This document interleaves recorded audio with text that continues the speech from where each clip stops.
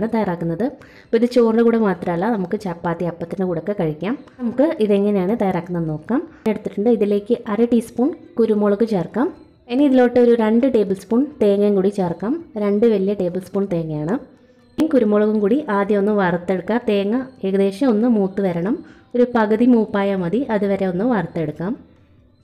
ഇപ്പോൾ തേങ്ങ ഇത്ര തന്നെ മതിയാവും, കൂടുതലൊന്നും വേണ്ട. തേങ്ങ അത്യാവശ്യം ഒന്ന് മൂത്ത് വന്നിട്ടുണ്ട്. ഇതിലേക്ക് കുറച്ച് കരിവേപ്പില ചേർക്കാം. കൂടെ തന്നെ 5 or 6 കാഷ്നട്ടും കൂടി ചേർക്കാം. വീണ്ടും ഒന്ന് വറുത്തെടുക്കുക. ഒരു 2-3 മിനിറ്റ് വറുത്തെടുത്താൽ മതി. കാഷ്നട്ട് ചേർത്താൽ നല്ലൊരു ടേസ്റ്റാണ്. തേങ്ങയൊക്കെ നന്നായിട്ട് തന്നെ മൂത്ത് വന്നിട്ടുണ്ട്. തീ ഒന്ന് കുറച്ച് വെച്ചതിന് ശേഷം ഇതിലേക്ക് മുളക് പൊടി ചേർക്കാം. ഏകദേശം 1.5 ടീസ്പൂൺ മുളക് പൊടിയാണ് ചേർത്തിരിക്കുന്നത്. അപ്പോൾ ഇത്രയും എരിവ് വേണമെങ്കിൽ അതിനനുസരിച്ച് കുറയ്ക്കുക. പിന്നെ 2 ടീസ്പൂൺ മല്ലിപ്പൊടിയും കൂടി ചേർക്കാം. ഇത് ഇത്രയും കൂടി വീണ്ടും ഒന്ന് മൂപ്പിച്ചെടുക്കണം. തീ വളരെ കുറച്ച് വെച്ചതിന് ശേഷം വേണം നമ്മൾ ഇത് മൂപ്പിച്ചെടുക്കാനായിട്ട്. ലോ ഫ്ലെയിമിലിട്ട് ഒന്ന് വറുത്തെടുത്താൽ മതി. ഈ പൊടികളിലെല്ലാം പച്ചമണം മാറിക്കിട്ടണം. അപ്പോൾ ഈ പൊടികളൊക്കെ അത്യാവശ്യം നന്നായിട്ട് തന്നെ മൂത്ത് വന്നിട്ടുണ്ട്.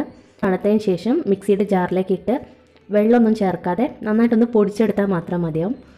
അരയ്ക്കേണ്ട ആവശ്യമില്ല, നന്നായിട്ട് പൊടിച്ചെടുക്കുക. ഇനി നമുക്കൊരു ചീനച്ചട്ടിയിലേക്ക് 1 ടേബിൾ സ്പൂൺ വെളിച്ചെണ്ണ ഒഴിച്ചു കൊടുക്കാം. അപ്പോൾ വെളിച്ചെണ്ണ ഇല്ലെങ്കിൽ ഏത് ഓയിൽ വേണമെങ്കിലും ഉപയോഗിക്കാം. എണ്ണ ചൂടായതിന് ശേഷം ഇതിലേക്കൊരു 1/4 ടീസ്പൂൺ മഞ്ഞൾപ്പൊടി ചേർക്കുക. ഇതിലേക്ക് നമ്മൾ പുഴുങ്ങി വെച്ചിരിക്കുന്ന മുട്ടയും കൂടി ചേർക്കാം. ഞാനിപ്പോൾ 4 മുട്ടയാണ് എടുത്തിരിക്കുന്നത്. ആ മുട്ട നമുക്കിതിലേക്ക് ഈ എണ്ണയിലേക്ക് ഇട്ട് ഒന്ന് വറുത്തെടുക്കാം. നമ്മൾ ഈ മുട്ട ഒന്ന് വറുത്തെടുത്തിട്ടുണ്ട്. ഇതിനെ ഒരു പ്ലേറ്റിലേക്ക് മാറ്റാം. അപ്പോൾ അതേ എണ്ണയിലേക്ക് തന്നെ നമുക്ക് കുറച്ച് കടുകും കൂടി ചേർക്കാം. കടുക് പൊട്ടി വന്നതിന് ശേഷം ഒരു വലിയ സവാള കട്ട് ചെയ്തതാണ്, അത് ചേർക്കാം. മീഡിയം സൈസുള്ള സവാള ആണെങ്കിൽ 2 എണ്ണം എടുക്കാം, വലുതാണെങ്കിൽ 1 മതിയാവും. കുറച്ച് കറിവേപ്പിലയും കൂടി ചേർക്കാം. ഇനി സവാള നന്നായിട്ടൊന്ന് വഴറ്റിയെടുക്കണം. ഇനി ഇതിലേക്ക് ഇഞ്ചി വെളുത്തുള്ളിയുടെ പേസ്റ്റാണ് ചേർക്കുന്നത്. അപ്പോൾ നമുക്കൊരു 1/2 ടീസ്പൂൺ ഇഞ്ചി വെളുത്തുള്ളിയുടെ പേസ്റ്റ് ചേർക്കാം. അതെല്ലാം നമുക്ക് ഇഞ്ചിയും വെളുത്തുള്ളി ചതച്ച് ചേർത്താലും കുഴപ്പമൊന്നുമില്ല. ഇപ്പോൾ പേസ്റ്റ് ഇല്ലെങ്കിൽ അങ്ങനെയും ചേർക്കാം. വീണ്ടും ഒന്ന് വഴറ്റിയെടുക്കാം. നന്നായിട്ട് തന്നെ വഴറ്റിയെടുത്തിട്ടുണ്ട്. ഇനി ഇതിലേക്ക് തക്കാളിയാണ് ചേർക്കേണ്ടത്. അപ്പോൾ നമുക്കൊരു 2 തക്കാളി, മീഡിയം സൈസുള്ള തക്കാളി കട്ട് ചെയ്ത് ചേർക്കാം.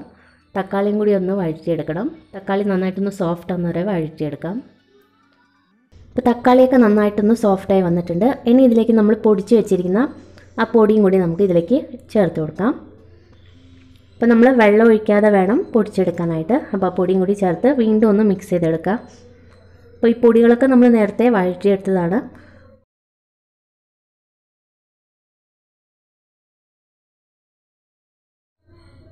ഇനി നമുക്ക് ഇതിലേക്കുള്ള വെള്ളം ചേർക്കാം. അപ്പോൾ കറി എത്രയാണോ വേണ്ടത് അതിനനുസരിച്ച് വെള്ളം ചേർക്കാം. അപ്പോൾ നമ്മൾ കാഷ്നട്ട് ചേർത്ത കാരണം കുറച്ച് കുറുകിയിരിക്കും. ആവശ്യാനുസരണം വെള്ളം കൂടി ചേർക്കാം. ഉപ്പും കൂടി ചേർക്കാം. ഇതിൻ്റെ കൂടെ തന്നെ 1/2 ടീസ്പൂൺ ഗരം മസാല പൊടി കൂടി ചേർക്കണം.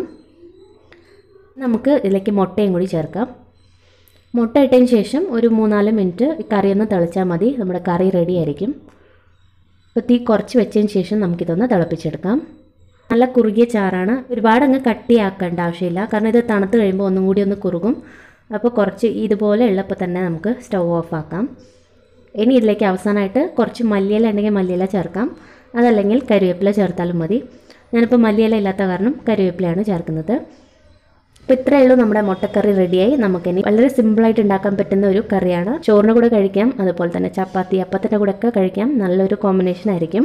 അപ്പോൾ നിങ്ങൾ ഈ രീതിയിലൊന്ന് ട്രൈ ചെയ്തിട്ട് നിങ്ങളുടെ അഭിപ്രായങ്ങളൊക്കെ അറിയിക്കുക.